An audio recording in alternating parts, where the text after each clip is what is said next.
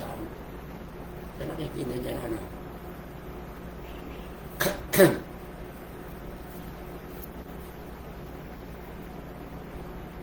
Parang lumiit na.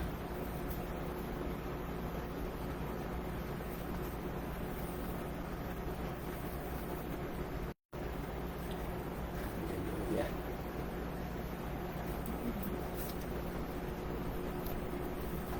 Wala pang viewers. Pero habang wala pang viewers, tayo po muna ay, ano, manalangin. Hallelujah. Panginoon, kami po ay nagpupuri, nagpapasalamat, Lord, sa gabing ito, Panginoon.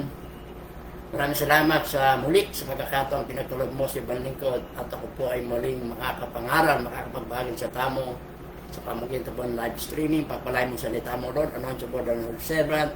Kaya mong salita mo, nalalabas sa aking bibig, yung mga salita, Panginoon, na gusto mong sabihin ko, hindi yung salitang gusto ko lang sabihin. Magbibigay ng kalakasan, pagpapara sa makikinig, higit sa lahat ay magbibigay ng karangalan. Kalulad yan sa intatil ng pangalan. Dahil banal na Espiritu, ikaw mamuna sa aming kalagitnaan, inakin na po namin ang katagumpayan sa pangalan ni Jesus. Amen, amen. Hallelujah. Siya pa lang po yung ating viewer.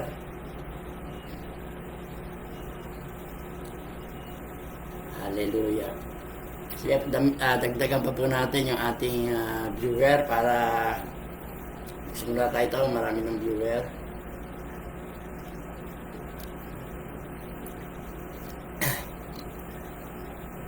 Hallelujah.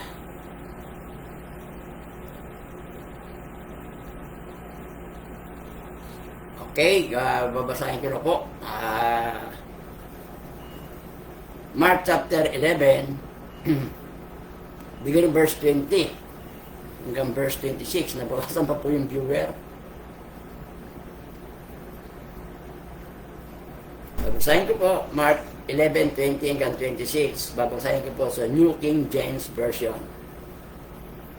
Now in the morning, as they passed by, they saw the fig tree dried up from the roots. And Peter, remembering, said to him, Rabbi, look, the fig tree which you cursed has withered away.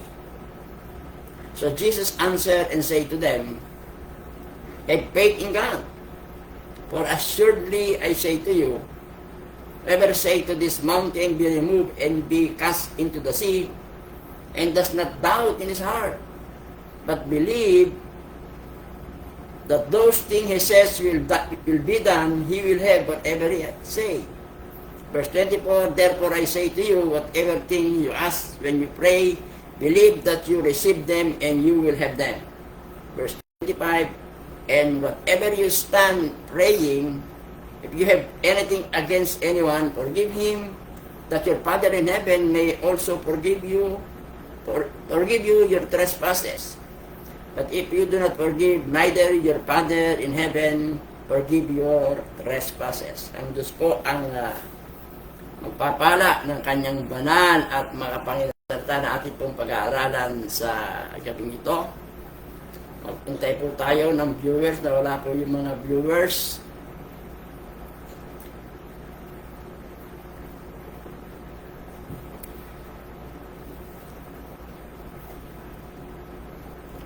Wala yung viewers.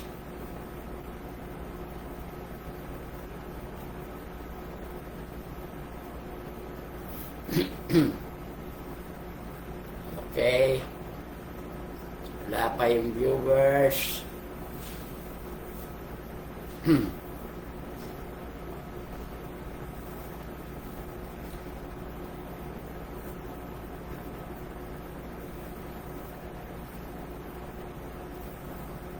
Okay, may isa ng viewer.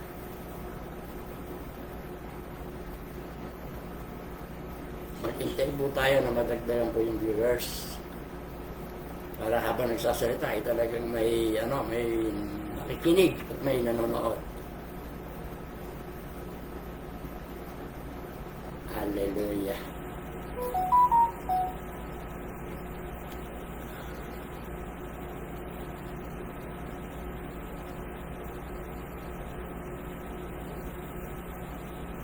Praise the Lord. So, simula na po tayo. Habang nagintay ng viewers, simula na rin po tayo para tayo po ay sige po, simula na po tayo. Ang title po ng ating message sa gabing ito is The Power of Biblical Faith. The Power of Biblical Faith. Ano po ba ang Biblical Faith? Biblical faith is faith that is biblically defined. Ang biblical faith, ito yung pananampalataya na binigyang kahulugan ng Biblia. Ito yung pananampalataya na ayon sa sinasabi po ng salita po ng Panginoon. Ano po ba ang definition ng Biblia sa pananampalataya? Faith is biblically defined as unwavering trust in God right now in the present. So, ang biblical faith, ito po yung di matitinag na pagtitiwala sa Diyos right now, ngayon, sa kasalukuyan. Hindi po bukas, hindi po mamaya, hindi po sa susunod na araw, kundi ngayon. Di matitinag na pagtitiwala sa Diyos ngayon, right now. Ito po yung pananampalataya na nagbigay sa atin ng kakayanan na pwede natin mahawakan sa ating mga kamay yung mga bagay na hindi pa natin nakikita. Kaya sabi po ng Hebrews chapter 11 verse 1, sabi po dito, now faith is the substance of things hoped for and the evidence of things not seen. Ngayon, ang pananampalataya ay siyang kapanatagan ng mga bagay na hinihintay, ang katunayan o ang katibayan ng mga bagay na hindi nakikita. Yan po yung biblical faith, na meron tayong kapanatagan ng puso doon sa mga bagay na inaasahan natin sapagkat alam natin na ibibigay ito ng Panginoon. Ito po yung pananampalataya na nagbibigay sa atin ng kakayanan na mahawakan natin sa ating mga kamay yung mga bagay na hinilig natin sa Panginoon miski hindi pa po natin nakikita. Faith is the substance of things hoped for and the evidence of things not seen. Ang pananampalataya, ito po ay hindi naman likas sa atin. Sapagkat yung pananampalataya, ito po ay hindi galing sa atin. Ito po ay regalo ng Diyos, kaloob po ng Diyos sa atin. Yung po sinasabi ng Bible sa Ephesians chapter 2 verse 8, regalo ng Diyos. Sabi po ng Ephesians chapter 2 verse 8, For by grace you have been saved through faith, and that of yourself, it is the gift of God. So ito po ay regalo ng Diyos. Yung pananampalataya natin, regalo po ng Diyos. At tayo po ay binigyan ng Diyos ng kanya-kanyang sukat ng pananampalataya. Ulitin po natin. Yung pananampalataya hindi likas sa atin, sapagkat yung pananampalataya natin hindi galing sa atin, galing sa regalo po ng Diyos. Sabi po ng Ephesians 2:8, at tayo po ay pinagkalooban ng Diyos ng kanya-kanyang sukat ng pananampalataya. Sabi po ng Romans chapter 12 verse 3, For I say through the grace given to me, to everyone who is among you, not to think of himself more highly than he ought to think, but to think soberly as God has dealt to each other a measure of faith. So, ibig sabihin, kanya-kanya pong sukat ng pananampalataya ang ipinagkaloob ng Diyos sa bawat isa po sa atin. At dahil po doon sa pananampalatayang ipinagkaloob sa atin ng Diyos, tayo po'y binigyan ng Diyos ng power and ability, kapangyarihan at kakayanan para po tayo ay maniwala sa Kanya, para po tayo ay sumampalataya sa Diyos, para po tayo maglingkod sa Diyos, at para po tayo ay magbigay ng kaluwalhatian po sa atin pong Panginoon Diyos. Sa pamagitan din po ng pananampalataya pinagkaloob sa atin ng Diyos, bigyan tayo rin ng Diyos ng power and ability para makita po natin yung demonstration ng kapangyarihan ng Diyos sa atin pong mga buhay, demonstration po ng kapangyarihan ng Diyos sa buhay ng ibang tao. Sa pamagitan din po ng pananampalataya pinagkaloob sa atin ng Diyos, tayo po'y binigyan ng pahintulot, kakayanan, kapangyarihan na tumanggap ng kasagutan sa ating mga panalangin doon po sa mga bagay na tinabagang imposible. Amen. Bigyan tayo ng kakayanan, pahintulot na tumanggap ng mga kasagutan sa ating panalangin doon sa mga bagay na tinabaga imposibleng mangyari. Sa Bible ay napakarami po sa Bible ng mga halimbawa na kung saan ay nagpapakita sa pamagitan ng pananampalataya ay sila po'y nakakatanggap ng mga bagay na para bagang imposible pero nagiging posible. Na sa pamagitan ng pananampalataya ay kanila pong nasaksihan yung pong kapangyarihan ng Diyos. Sa Joshua chapter 10, kung ating pong babasahin, si Joshua po siya yung pumalit kay Moses. Si Joshua, kanya pong inutusan yung buwan at yung araw na umihinto. Sabi ni Joshua, sun be still, moon be still, tumigil po yung araw at yung buwan, at dahil po doon ay tinalo nila yung mga Amorites. Sa pamagitan ng pananampalataya, pinahinto po ni Joshua yung buwan at yung pong araw huminto sa pamagitan ng pananampalataya sa Panginoon. Kaya sabi po sa Joshua chapter 10 verse 14, kailanman hindi pa nangyari at hindi na muling mangyayari na si Yahweh ay sumunod sa isang tao at nakipaglaban sa panig ng Israel. Sa pamagitan po ng pananampalataya, pinahinto po ni Joshua yung buwan at yung araw at sila po yung nagtagumpay laban sa mga Ismailites.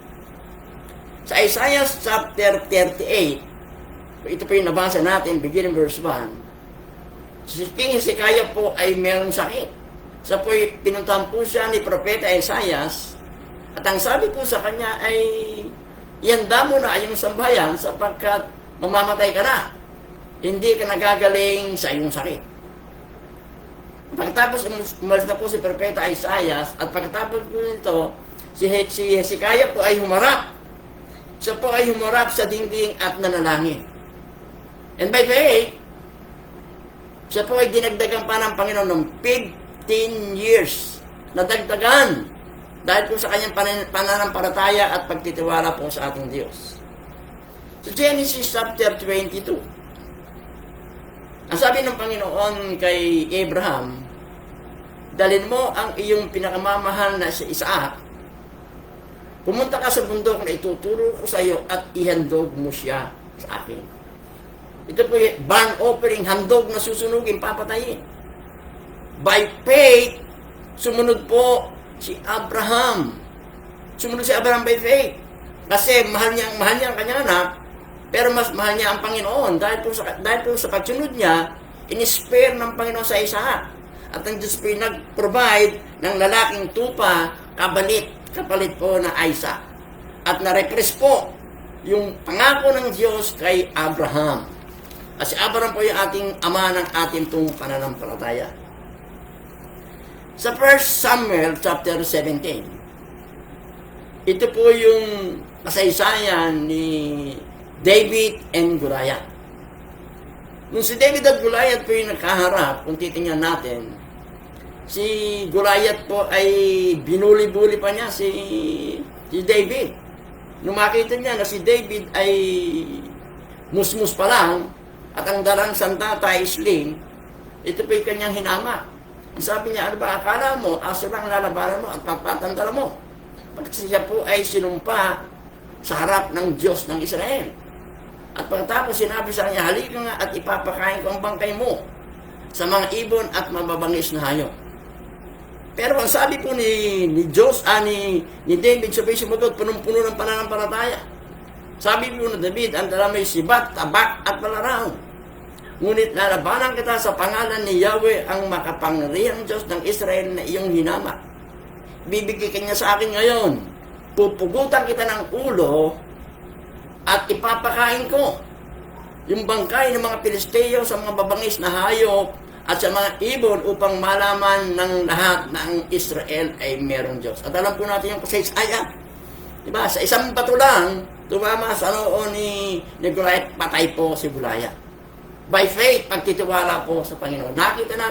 Nakita po ni David yung kapangyarihan ng Diyos na kanyang pinaglilingkuran. Sa Daniel chapter 3, si Shadrach, Meshach, at Abednego. Ito po yung mga kaibigan ni Daniel. Doon po sa chapter 3, si Haring Nebuchadnezzar ay siya po ay gumawa ng rebultong ginto. At ang sabi po niya, pag narinig niyo yung mahabang tunog ng tambuli at iba pang instrumento, lahat ng tao ay dapat magpatirapa at sumamba sa rebultong ginto. Ang hindi sasamba ay iahagi sa naglalagablab na pugon. Nung tumunod po yung mga instrumento, si Shadrach, Meshach, Abednego, hindi po sila nagpatirapa, hindi po sila sumamba sa Diyos-Diyusan, sapagkat sila po ay may takot sa Diyos at sila po ay hindi sumasamba sa Diyos-Diyusan. At dahil po dyan ay meron pong nagsumbong kay Haring Nabucodonosor na yung tatlong Hebreyo ay hindi sumamba sa kanyang rebultong gintong pinagawa. So sa madaling salita, ito po ay pinatawag ni Haring Nabucodonosor. At nung karap po niya, yung tatlo, ang sabi ni Haring Nabucodonosor, hindi ba talaga kayo sumamba sa rebultong ginto? Dapat kayong sumamba sapagkat kung hindi kayo sasamba, iahagis ko siya naglalagablab na pugon. Ang sabi po ng tatlo, kamahalan, wala po kaming masasabi patungkol sa inyo sa bagay na yan. Gawin nyo ang gusto nyo gawin, at ang Diyos na aming pinaglilingkuran, ang siyang magliligtas sa amin sa pugon niya sa inyong kapangyarihan, kung hindi man kami iligtas, hindi pa rin kami sasamba sa Diyos-Diyusan na yan. Amen. At alam po natin ang nangyari, nakaligtas po yung tatlo. Kaya nung nakita niya rin Nabucodonosor, sa pagod inihagis po sila, yung naghagis sa tindi ng init na matay. Ang nakita po na rin Nabucodonosor, sabi niya, bakit parang apat yung lalakad-lakad, yung isa ay parang Diyos? Hindi po sila nag-amoy ng usok dahil sa kanyang pagtitiwala sa Diyos na kanila pong nasaksihan yung himala at nasaksihan po nila yung kapangyarihan ng Diyos sa kanilang mga buhay. So umagang ito, sa gabing ito ay tatlo pong mahalagang points, ang ating pong 3 important points ang pag-aaralan po natin patungkol sa power of biblical faith. Number 1, the object of biblical faith. Pangalawa, the opportunities of biblical faith. Pangatlo, the obstacle of biblical faith. So number 1, the object of biblical faith. Ang pinagtutuunan ng biblical faith. Ano ba yung object ng pananampalataya ng biblical faith? The object of biblical faith is God Himself, yung mismong Diyos. Ang object ng biblical faith. Nung nakita po ng mga alagad, sa binasa po natin talata, bilang verse 20, nung nakita po ng mga alagad na yung pong fig tree ay natuyo mula ugad, sabi nila kay Jesus, Guro, tingnan ninyo, patay na ang igos na isinumpa ninyo. Sa verse 22, sabi po ni Jesus, have faith in God. Manalig kayo sa Diyos. Ito pong emphasis ng utos na ito ay ang mga alagad at maging tayo ay dapat magkaroon ng isang malalim, isang matatag, pare-pareho at patuloy na pagtitiwala sa kung sino ang Diyos, kung ano ang sinabi ng Diyos, at kung ano ang gagawin ng Diyos. Magkaroon ng isang malalim, matatag, pare-pareho at patuloy na pagtitiwala na kung sino ang Diyos, kung ano ang gagawin ng Diyos, at kung ano ang sinabi ng Diyos. Ito rin po ay binibigyan din po nito yung patuloy nating pananalangin at pagsunod sa ating pong Panginoon Diyos. Nung sinabi po ni Jesus Christ, have faith in God. Magkaroon kayo ng pananampalataya sa Diyos. Dito po ay ini-encourage ni Jesus Christ yung kanyang mga alagad, maging tayo, na tayo po yung magkaroon ng pananampalataya sa ilang sa ilang aspeto ng katangian o karakter ng Panginoon. He is encouraging faith in several aspects of God's character. Ini-encourage po niya tayo, maging mga alagad, na magkaroon ng pananampalataya sa ilang aspeto ng karakter po ng Panginoon. So, isisimpo natin yung aspect of God's character. Letter A, faith in God's person. Pananampalataya sa katauhan po ng Diyos. Sa katauhan mismo po ng Diyos. Ang sabi po ng John 1:12, lahat ang tumanggap at sumampalataya sa Kanya ay binigyan niya ng karapatang maging anak ng Diyos. Ibig mong sabihin, nung tinanggap natin si Kristo as Lord and personal Savior, tayo po ay naging mga anak ng Diyos. Binigyan ng karapatang maging anak ng Diyos. Naging anak po tayo ng Diyos. Ang ibig sabihin, ang ating pong ama ay ang Diyos. Amen. Ang ama natin yung Diyos, Heavenly Father.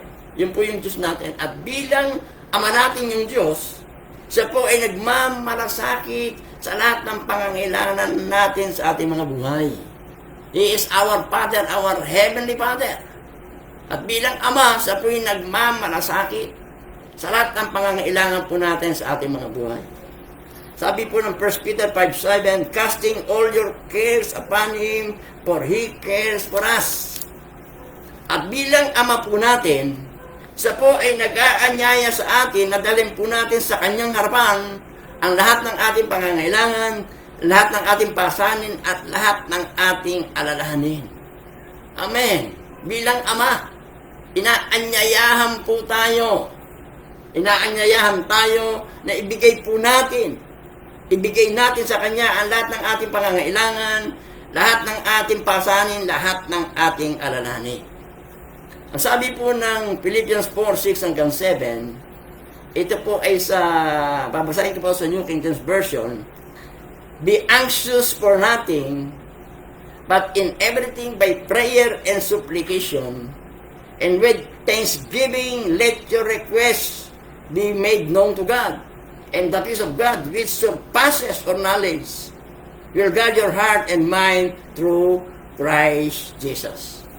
Lahat po tayo ay mayroong mga pangangailangan, lahat po tayo ay mayroong mga bigatin dinadala, lahat po tayo ay may aalalahanin. At bilang ama, inihiling po niya, ito po ilagak, ibigay po natin sa Kanya. Amen.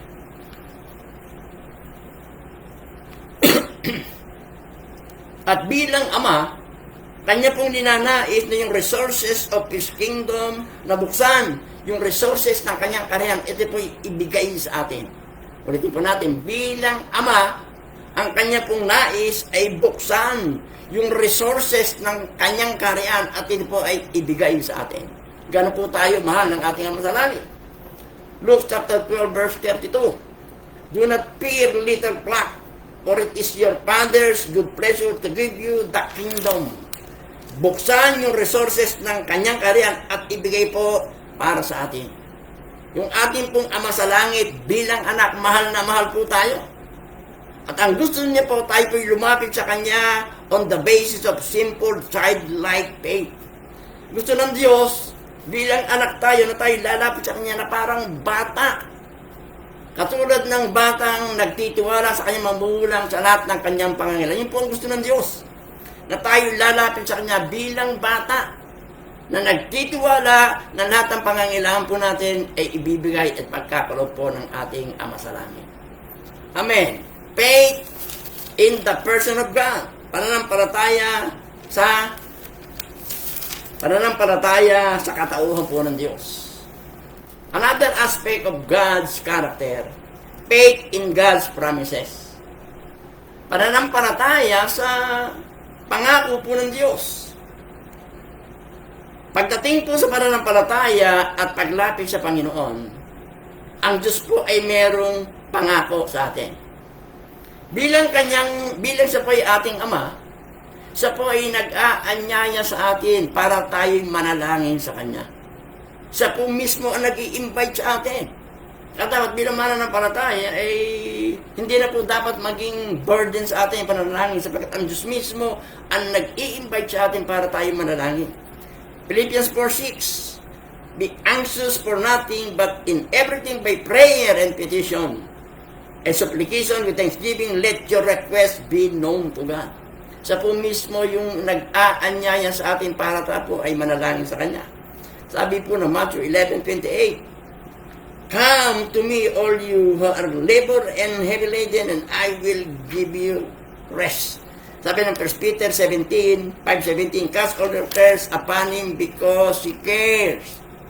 So ang Diyos mismo ang nag-aanyaya sa atin para po tayo manalangin sa Kanya. At bilang Ama, ang Diyos po'y nangako na Kanya pong papakinggan yung ating pong mga panalangin.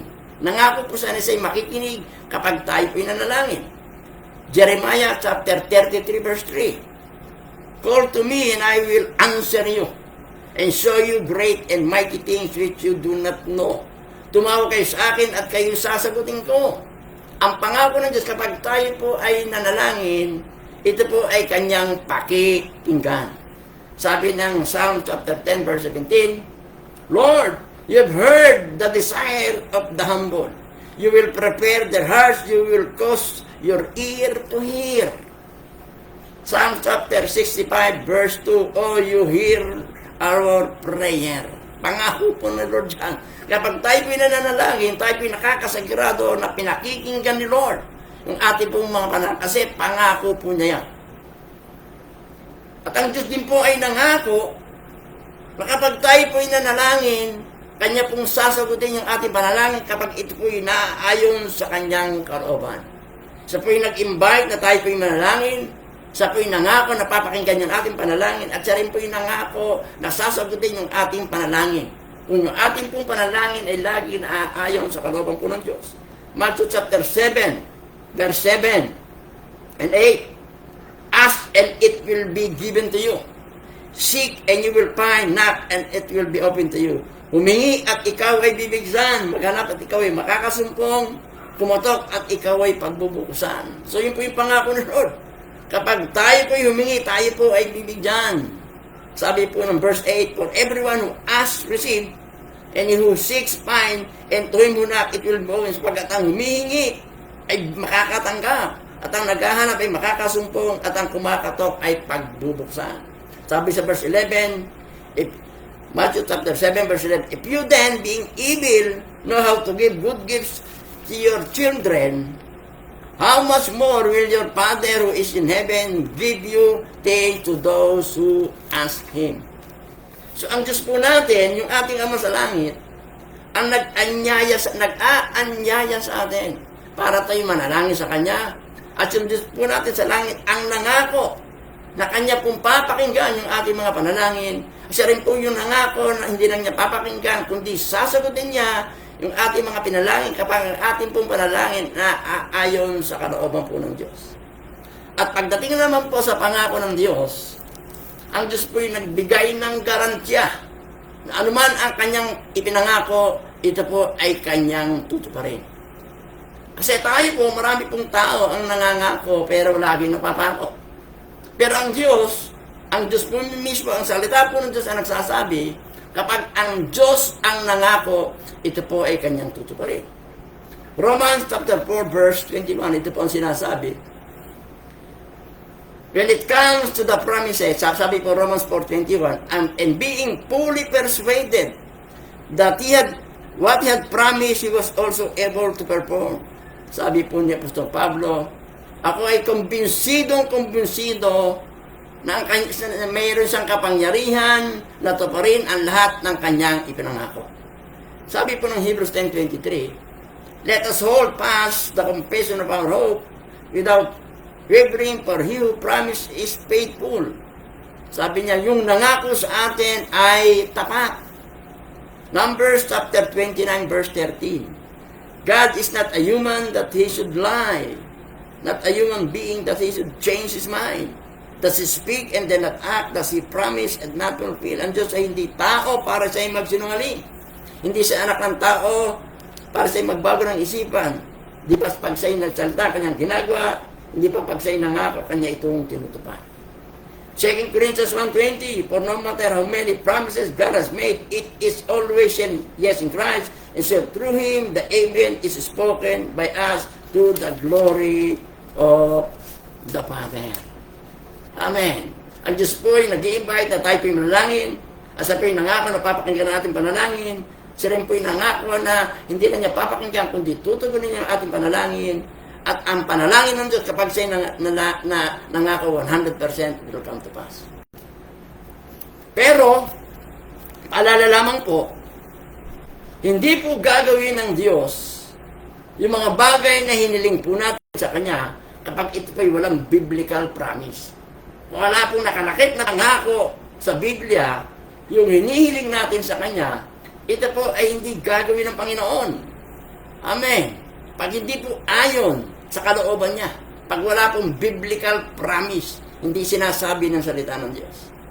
Ang prayer and faith are not a blank check.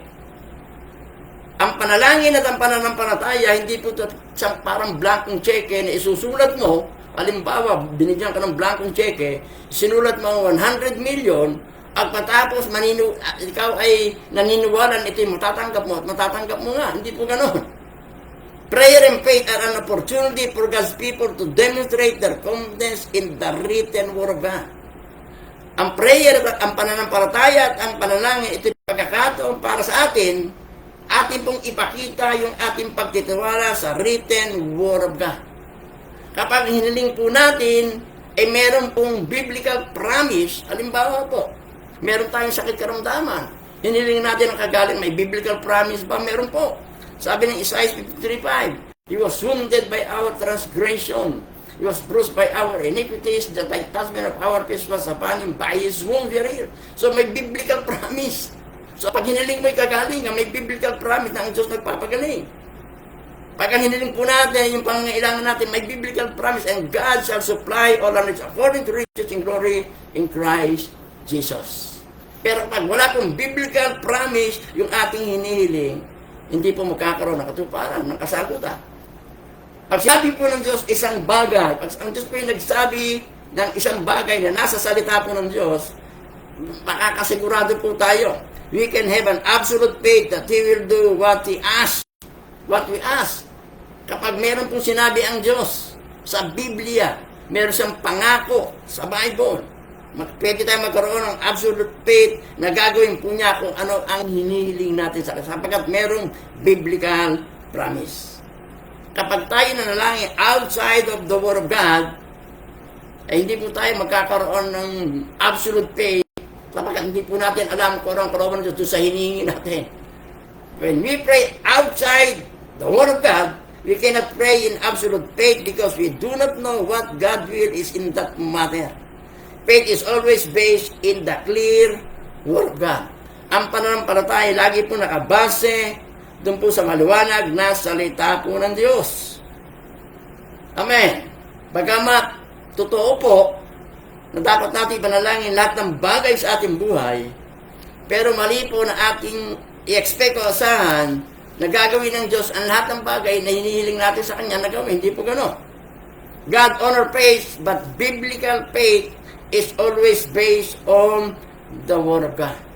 Kapag may sinabi sa salita ng Diyos, kapag may biblical promise yung hiniling natin sa Panginoon, ito pa yung magkakaroon ng kasagutan sapagkat nakasulat po sa Bible at pinangako po ng Diyos. Amen. Faith in the promises of God. Ang Diyos pag nakako 100% will come to pass. Ulitin po natin, anumang bagay na hiniling natin sa Panginoon, na mayroong karakit na pangako sa salita sa 100% magkakaroon po ng tuparan. Faith in the person of God, faith in the promise of God, faith in God's power. Pananampalataya sa kapangyarihan po ng Diyos.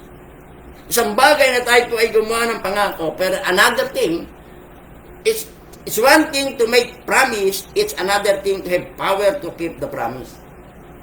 Isang bagay po na tayo po ay gumawa ng pangako, pero another na bagay, kung meron tayong kapangyarihan, nato pa rin yung ating pangako. Kasi miski tayo po ay mangako tayo ng mangako, kung wala naman po tayong power para tuparin yung ating pangako, wala pong kabunuan. Pero ang ating pong Panginoong Diyos, kapag sa po'y nangako, meron siyang kapangyarihan na tuparin ang lahat ng kanyang pinangako. Sabi po ng Romans 4:21, I am convinced that God has the power to do whatever He has promised. Sabi po ni Paul, meron siyang pagtitiwala na ang Diyos may kapangyarihan na gawin ang lahat ng ipinangako ng Diyos sa atin. Hallelujah. Dahil ba bilang anak ng Diyos ay mayroong absolute confidence sa kapangyarihan ng Diyos na kanyang gawin ang lahat ng bagay.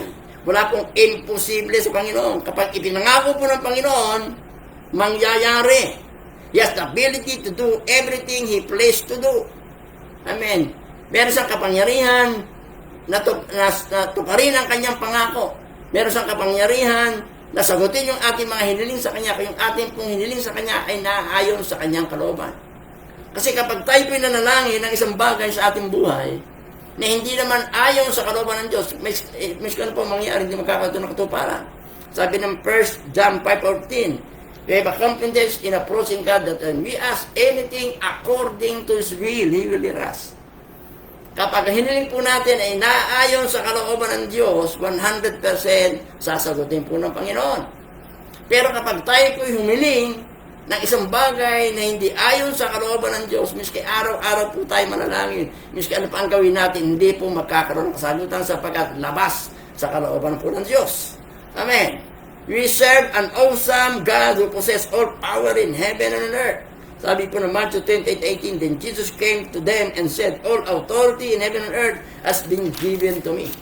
Sabi po ng Ephesians 3:20, now to Him who is able to do immeasurably more than all we ask or imagine according to the power that is in work within us. Sabi po ng Jeremiah 32 verse 17, O sovereign Lord, you have made heavens and the earth. By your great power and outrage, nothing is too hard. Walang mahirap sa Diyos. Luke 1:37, for no word from God will ever fail. Pag ang Diyos nangako, 100% it will come to pass. Pananampalataya sa katauhan ng Diyos, pananampalataya sa pangako ng Diyos, pananampalataya sa kapangyarihan ng Diyos. Pananampalataya in God's faith, in God's purpose, pananampalataya sa layunin po ng Panginoon. Pagdating po sa pananampalataya, we must always remember that He has an eternal plan that He is working to accomplish. Pagdating po sa pananampalataya, dapat po nating alalahanin na ang Diyos po merong eternal purpose. Meron po siyang layunin na gustong matupad sa ating pong mga buhay. He has the purpose and everything in the universe, even our requests are under His will. Meron po siyang layo maging ang buong sangkataon, sangkalangitan. At ang mga request po natin na ay pumapailalim sa kalooban po ng Diyos.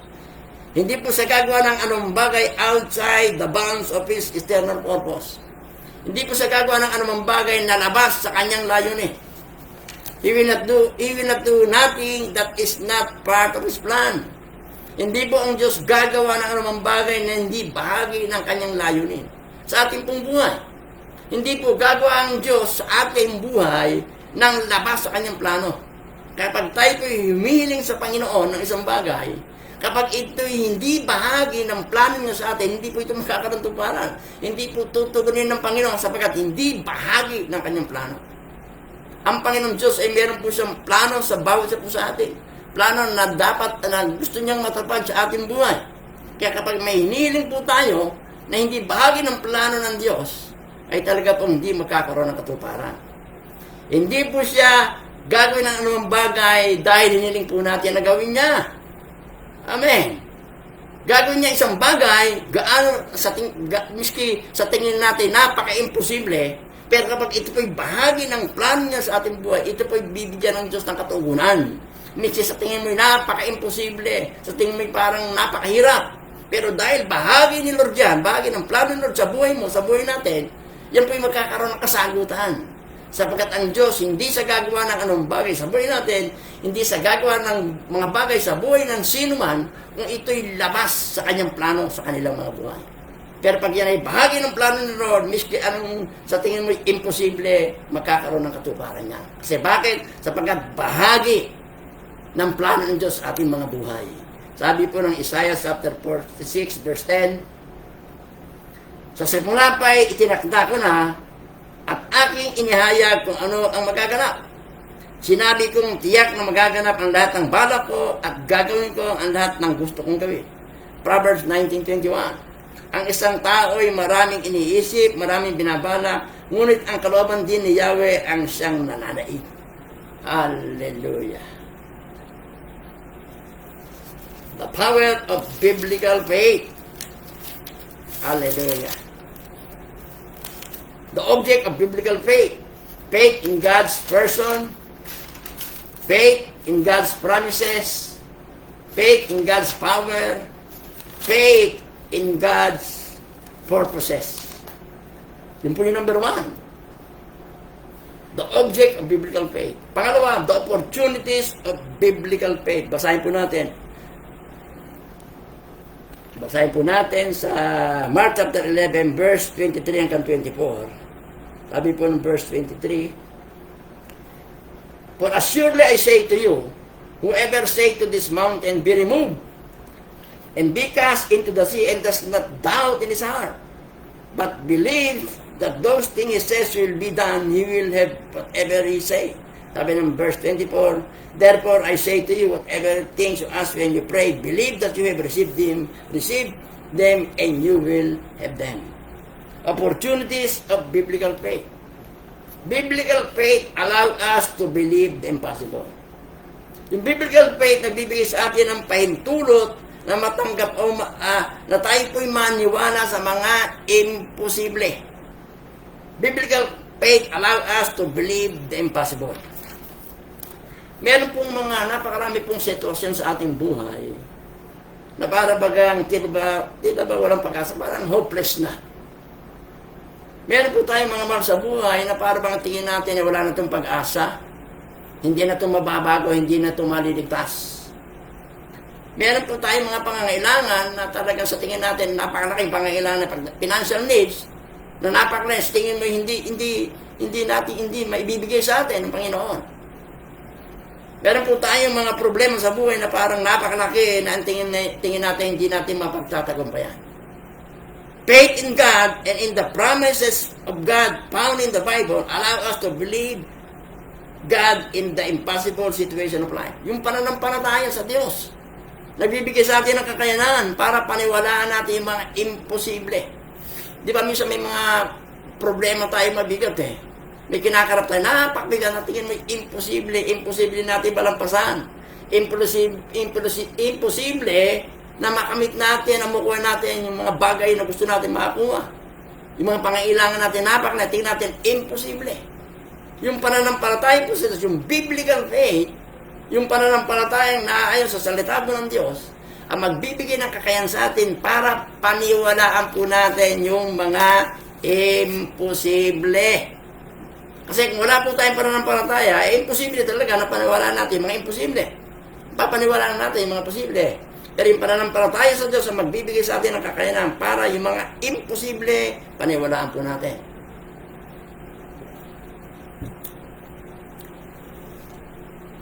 Ako po ay naniniwala at sumasampalataya para sa kaligtasan ng aking sambahayan, sapagkat yun po ay pinangako niya sa kanyang salita.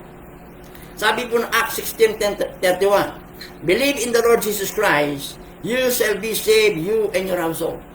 So ako'y nananampalataya, naniniwala ng aking buong sambahayan makakakilala sa kanyang sapagkat yun po ay ipinangako niya sa kanyang salita. Ako po'y nananampalataya, naniniwala, nakakatagpuin ng Diyos yung ating pangangailangan, misi ang tingin po natin ito, parang imposible naman. Milyones, 8 million. Parang imposible. Amen. Pero may sinasabi ang salita ng Diyos. Kaya nananampalataya, naniniwala, na kayang i-provide na lahat ng ating pangangailangan sapagkat yun po yung nakalagay sa Biblia. Nakasulat sa Bible, pangako po ng Panginoon.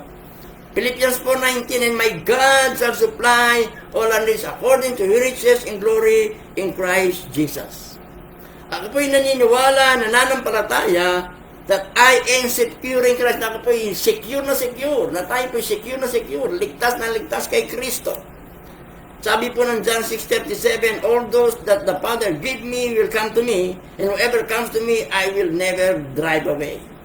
Kaya ako po'y nananampalataya, naniniwala, na ako po'y secure kay Jesus Christ, sapagkat sinabi po niya sa kanyang mga salita.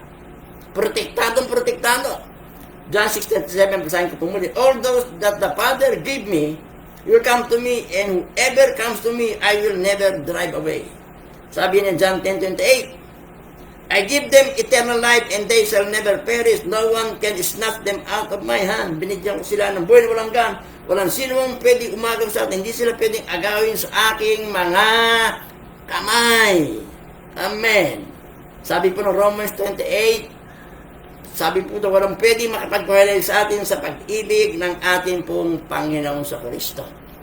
Naniniwala po ako, naniniwala din tayo na tayo po secure na secure. We are safe and secure in Christ. Sapagkat ito po ay sinasabi ng kanyang salita. Meron tayong pagtitiwala sa pangako ng Diyos. At ako po ay naniniwala, sumasampalataya na isang araw, tayo po ay makakarating doon sa lugar na kung saan naandun ang dating isang araw, yung ating pong, yung lugar na kung tawagin ay heaven. Makakarating tayo sapagkat tayo babalikan ng Panginoon at dadalhin sa lugar na kanya pong kinaroran sapagkat yung sinasabi ng salita po ng Diyos. John 14:1-3. Do not let your hearts be troubled. You believe in God, believe also in me. My Father's house had many mansions. If they were so, would I told you that I am going there to prepare a place for you. And if I go and prepare a place for you, I will come back and take to be with me, that you may also be where I am. Kaya ako po'y 100% naniniwala, nananampalataya, isang araw, yung pangarap po ng langit, mararating po natin sa kapagkat yun po'y ipinangako ng ating imposible, pero pinaniniwala natin by faith. Amen. Ako rin po ay nananampalataya, naniniwala, na kailanman hindi tayo iwanan ng ating Panginoon Diyos. Ano man ang mangyari, hindi tayo iwanan ng Panginoon. Hebrews 13:5, I will never leave you nor forsake you. Amen. Minsan meron po tayong kaisipan na para bagang ang pakiramdam natin, inuwanan na tayo ng Panginoon. Parang paramdam natin, wala na si Lord, inuwanan na ako. Wala pong katotohanan yan. Sabi na, I will never leave you nor forsake you. At napakarami pong mga halimbawa, talata sa Bible na ating pong kayang paniwalaan sapagkat yun po ay sinasabi ng salita ng Diyos. Faith in God, yung pong biblical faith allow us to believe in the impossible. Kung wala pong tayo pananampalataya, hindi natin papaniwalaan kung tayo makakarating sa langit. Hindi natin pananampalatayanan, maniniwala na mayroong life after death, ang tapag namatay, muling mabubuhay. Hindi po natin paniniwalaan yan. Because of biblical faith, pananampalataya, ayon sa sinasabing pinaniniwalaan po natin yung mga bagay na imposible. Amen. Faith in God and His promises allow us to believe Him for those things that appear impossible for us. Another, biblical faith allow us to receive the impossible. Yung biblical faith na nagbibigay pahintulot para matanggap natin yung mga imposibleng bagay. Faith has the ability to enable us to hold in our hands things that are not yet seen. Yung pong pananampalataya ay nagbibigay sa atin ng kakayanan na mahawakan natin sa ating mga kamay yung mga bagay na hindi pa po natin nakikita. Yun po yung faith. Meron kang hinihiling sa Panginoon na isang bagay. Ang pananampalataya, nagbibigay sa atin ng kakayanan, hawakan na yung mga bagay na yon na inaari mong nasa iyo na, miski hindi pa po natin nakikita. Sabi po ng Hebrews 11:1, now faith is the substance of things hoped for and the evidence of things not seen. Ebidensya ng mga bagay hindi nakikita. Amen. Yung pananampalataya, magbibigay sa atin ng kakayanan para hawakan natin sa ating mga kamay yung mga bagay na hiling natin sa Diyos, miski hindi pa ito nakikita natin. Yun po yung pananampalataya. Amen. Has the ability. Biblical faith allow us to receive the impossible. Amen. Yung pong faith is the guarantee, the assurance that we will have the things God has promised to us. Ang pananampalataya, ito po yung garantiya at kasiguraduhan na magkakaroon tayo ng mga bagay na ipinangako po ng Diyos sa atin. Faith allow us to hold in our hand things that have yet appear. Ang pananampalataya, binibigyan po tayo ng kakayanan, pahintulot, hawakan natin sa ating mga kamay, sa ating mga puso, yung mga bagay na hiniling natin sa Panginoon na hindi pa natin nakikita. Pero naniniwala tayo by faith na ito po ay ipagkakalob ng ating Panginoon. Amen. The faith described in Hebrews 11:1 is the absolute, God-given confidence, God-given present confidence in the future reality. It is the conviction that we have believed by faith is already ours even though we cannot see it. Yun po yung ebidensya. Ang pananampalataya, ito po yung ebidensya na kung ano yung pinaniwalaan natin sa pamilya ng pananampalataya ay nasa atin na miski hindi pa po natin nakikita. Amen. Katulad po ng church na atin pong pinatapos, hindi po natin nakikita, wala pa.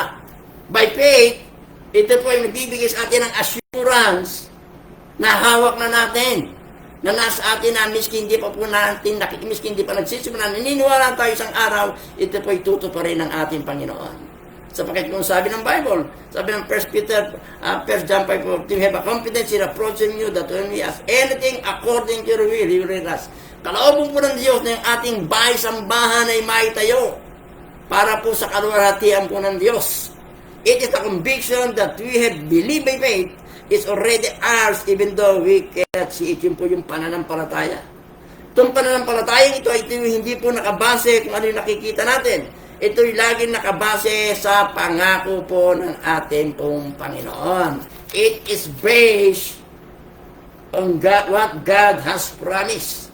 The faith mentioned here gives substance or foundation to the promises of God for our future.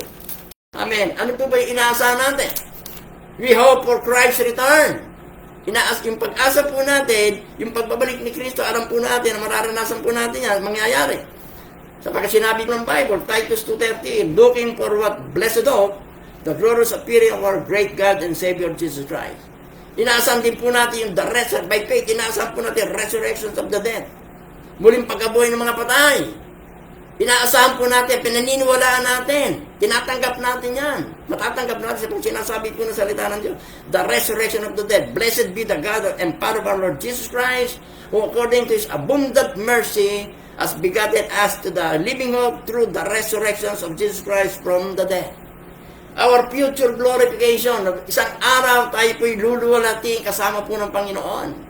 At yun po'y magaganap because of our faith. At yun po'y sinasabi ng salita ng Panginoon.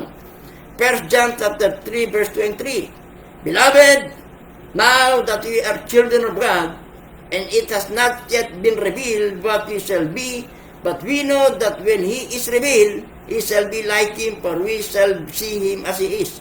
And everyone who has this hope in Him purifies himself just as He is pure. Future glorification. Darating isang araw tayo po'y luluwalhatiin kasama po ng ating pong Panginoong Jesucristo. Amen. Amen. Ano po yung ating inaasahan pa? That we will reign with Christ. Na tayo po'y maghaharing kasama ni Kristo. 2 Timothy chapter 2 verse 12. If we endure, we shall also reign with Him. Revelation chapter 10 verse 1, and they shall reign forever and ever. Hallelujah. Biblical faith, faith in God and His Word, make these future promises present realities. Dahil po sa pananampalataya natin, yung pong future realities, naging present realities dahil po sa ating pananampalataya. Heaven is real for us today. Yung po langit, totoo sa atin ngayon, kasi sinabi ng Bible. The resurrection is real for us today. Our future glorification and eternal life are real to us today.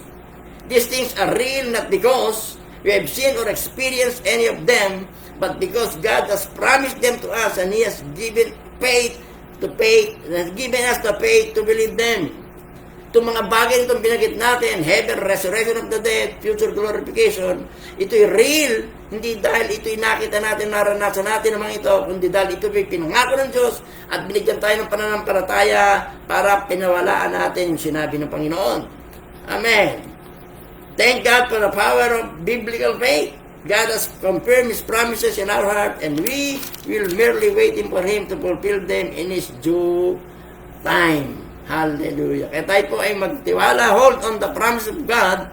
In His time, He will bring it to pass. Yung mga pinangako po, panghawakan po natin sa Kanyang tamang panahon, ito po ay tutuparin ng ating Panginoon. The object of biblical faith, the opportunities of biblical faith, and number 3, panghuli po, the obstacle of biblical faith. Sabi po ng verse 23 hanggang 26, basahin po natin.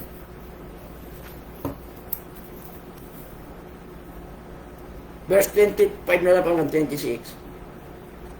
Mark 11, and whenever you stand praying, if you have anything against anyone, forgive him, that your Father in heaven may also forgive you your trespasses. But if you do not forgive, neither will your Father in heaven forgive your trespasses. Number 3 po, the obstacle of biblical faith. Yung pong hadlang sa biblical na pananampalataya. Bagamat ang pananampalataya sa Diyos, ito po yung makapangyarihan. Binibigyan tayo ng pahintulot na maranasan natin yung incredible at matanggap natin yung imposible. That faith can be hindered. Bagamat makapangyarihan po yung biblical faith, binibigyan tayo ng kakayanan na matanggap natin, paniwala at matanggap ang bagay na imposible. Itong pananampalataya po ay pwede madala. There are 3 obstacles of faith mentioned here. Number 1, unbelief. Yan po ang pwedeng humadlang sa pananampalataya. Sabi po dyan sa verse 23, babasahin ko pala, verse 23. For assuredly I say to you, whoever say to this mountain, be removed and be cast into the, and does not doubt in his heart, and shall not doubt in his heart. So number 1, unbelief, kawalan ng paniniwala. Amen. Yun po yung obstacle hadlang sa pananampalataya, yung kawalan ng paniniwala, yung pagdududa. Doubt is deadly to effective prayer. Ang pagdududa, ito po'y nakamamatay ng isang mabisang panalangin. Miski ano pong hilingin natin sa panalangin, kung tayo po'y merong pagdududa, hindi po ito sasagutin ng Panginoon. Ano mang panalangin na merong kalakip na pagdududa, pinapatay po nito yung epektibong panalangin. Ano po ibig sabihin ng doubt? Doubt means to be divided in one thinking, to hesitate, to draw back. Mag-alinlangan, umatras, hati yung puso. Amen. Kapag tayo po'y nanalangin mula sa pusong may pagdududa, tayo po ay nag-aalinlangan at tayo po ay umatras sa sinasabi ng salita po ng Diyos.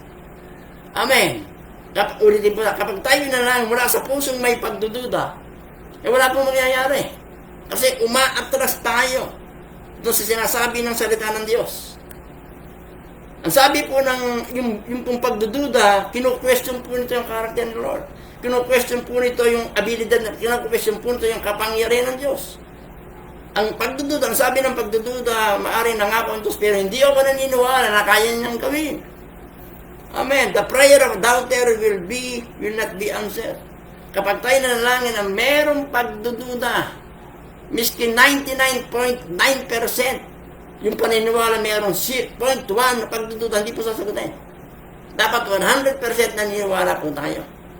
Pero pag may kalakip na pagdududa, miski ano po gawin natin pala, miski araw-araw tayo, maghihiga tayo, maglupasay tayo, hinihilingin natin sa pero mayroong kalakip na pagdududa, hindi po tutugunin ng Panginoon. James chapter 1 verse 6 to 7.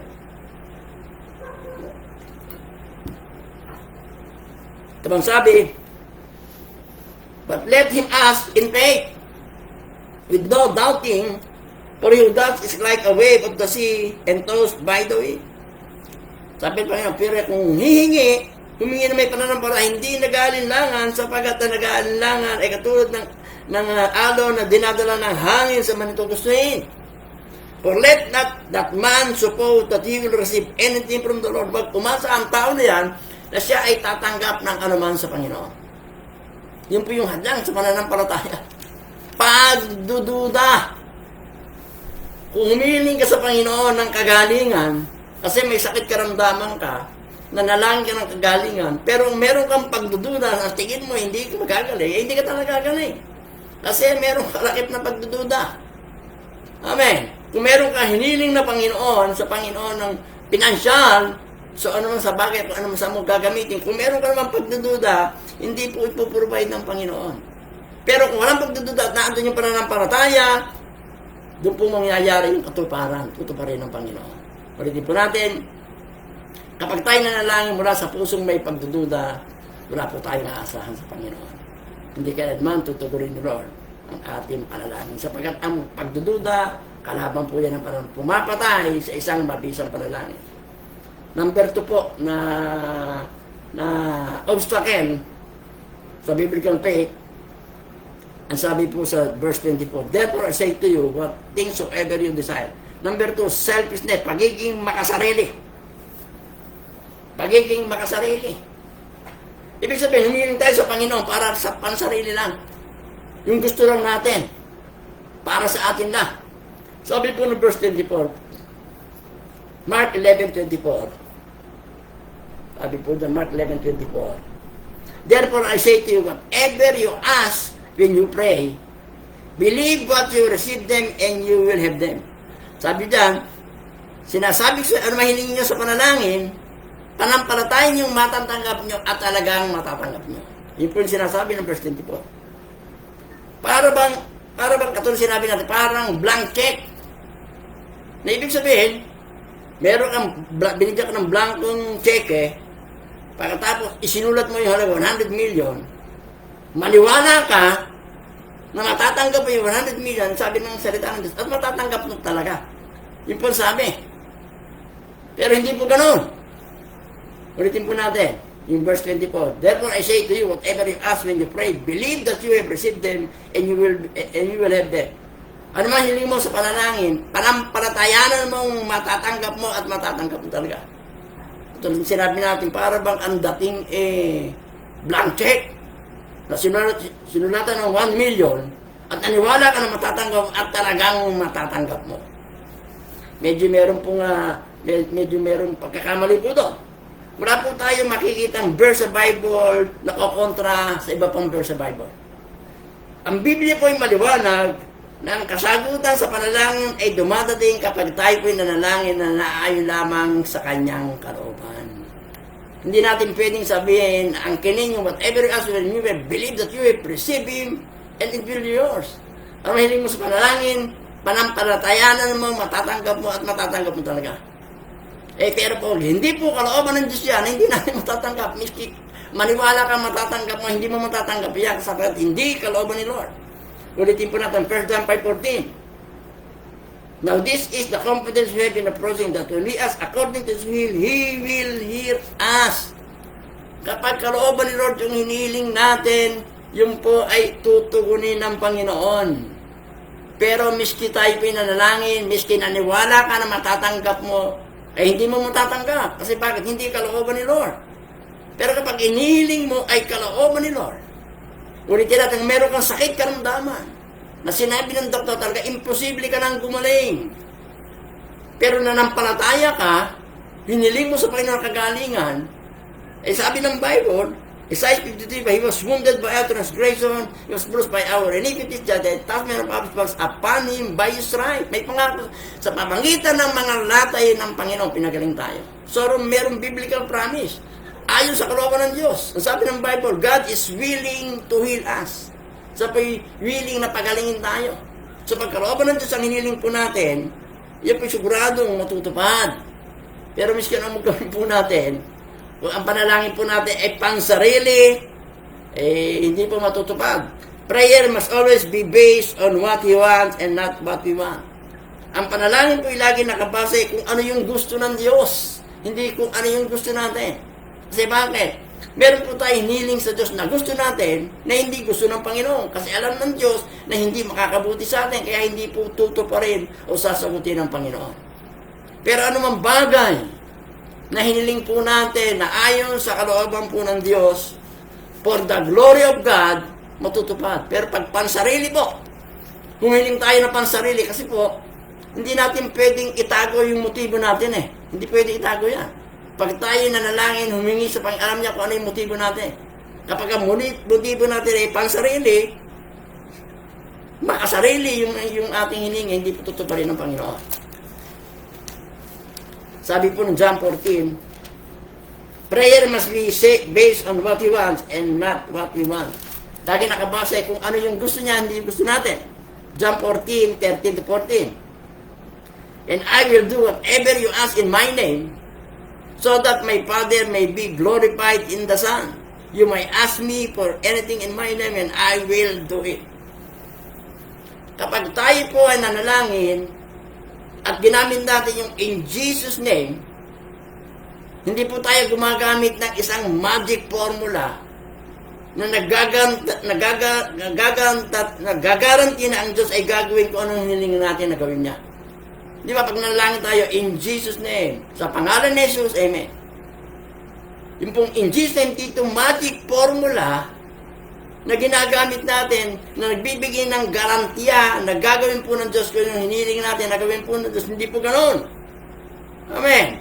When we are not just to close our prayer by saying in Jesus' name, and then believe that God has to do what we tell Him to do, hindi po ganoon.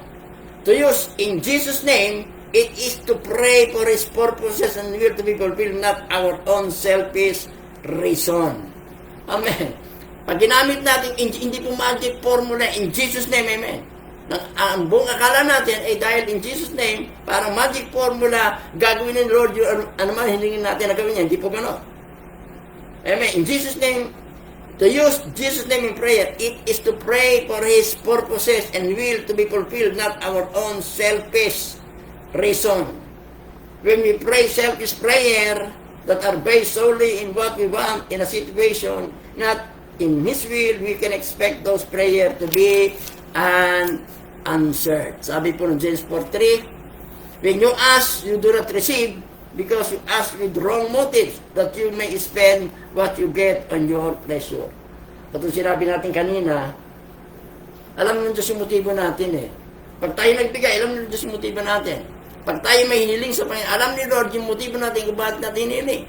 Kapag hiniling natin for the glory of God, ayon sa kalooban ng Diyos, at di para sa ating sarili lang, ay sasagutin naman. Pero pag selfish, para sa sarili lang, gagamitin natin para sa ating sariling kapakanan, kalma hindi po ito magkakaroon ng katuparan.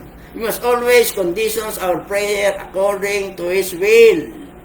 Amen. Laging ayon sa kalooban po ng Panginoon. Another obstacle sa prayer, sa faith, unforgiveness.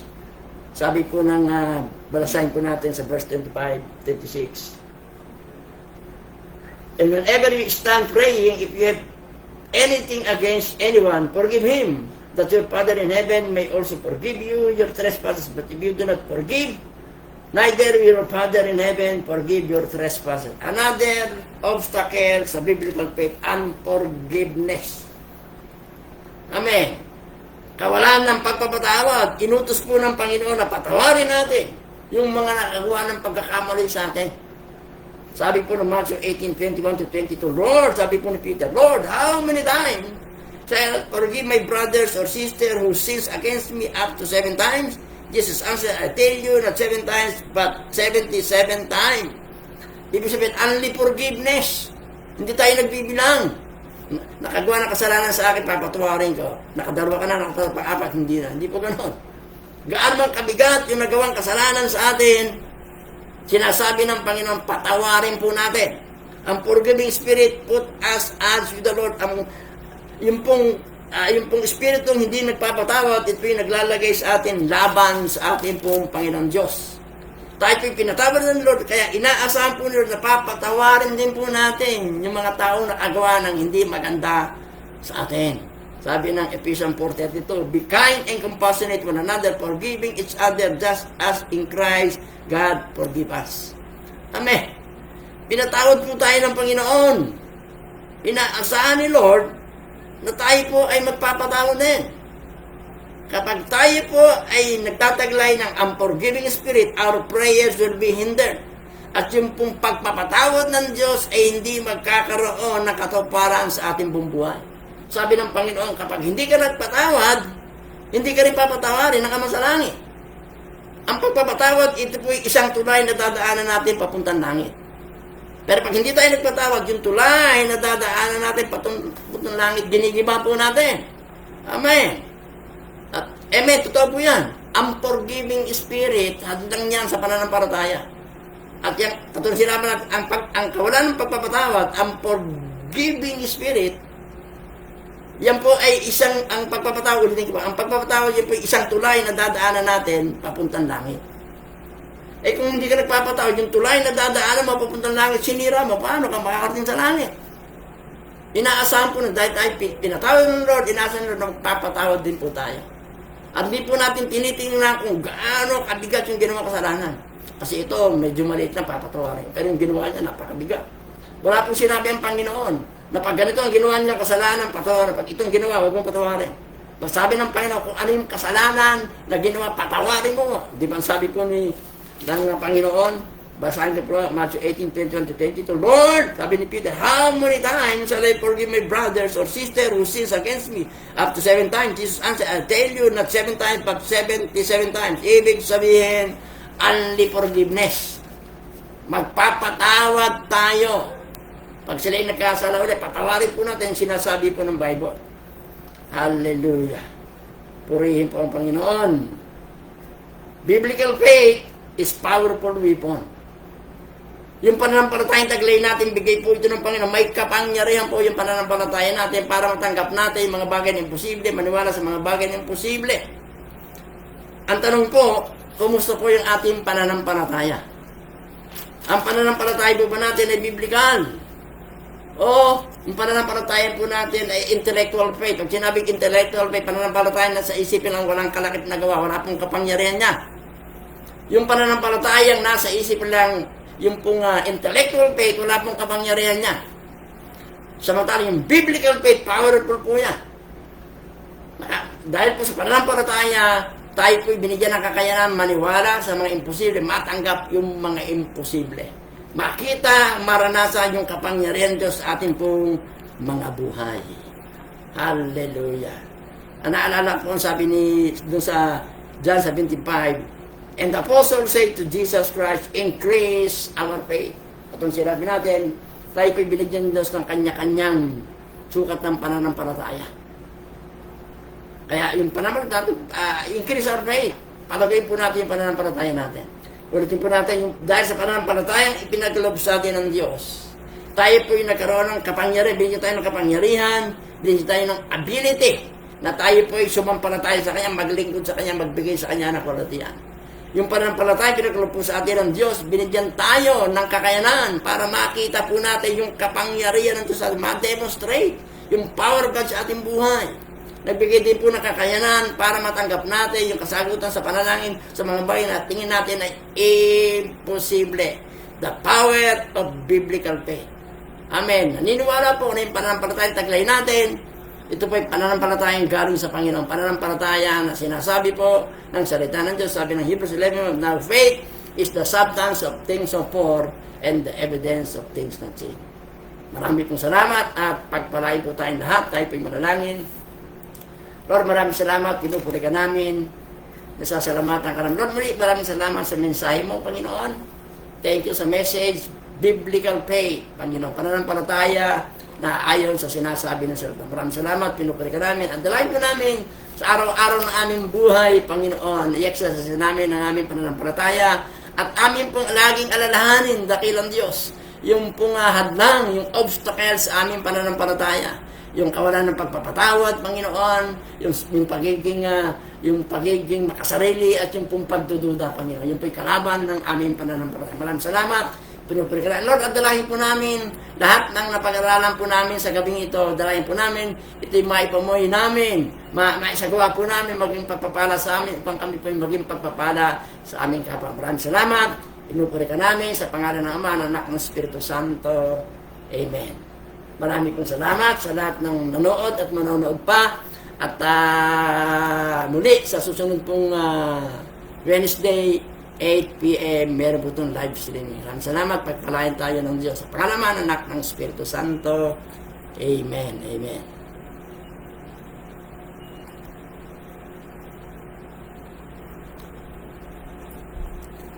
Anak.